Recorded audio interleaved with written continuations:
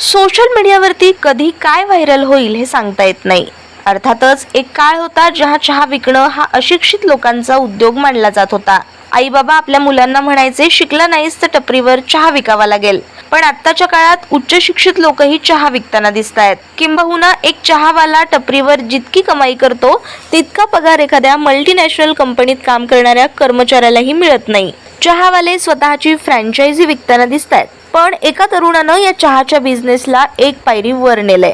होय, हा तरुण चक्क 12 कोटींच्या रोल्स रॉयस या लक्झरी कारमधून चहा विकतोय. विश्वास बसत नसेल तर हा व्हिडिओ बघा, जो सध्या चांगलाच व्हायरल होतोय. यात दिसतं की त्याने 1 लाख रुपये खर्च करून एक दिवसासाठी भाड्यानं ही कार घेतलीये आणि विशेष म्हणजे त्यानं त्यातून चक्क चहा विकलाय. चहासोबत त्यानं ग्राहकांना लक्झरी कारमध्ये बसण्याचा अनुभवही दिला.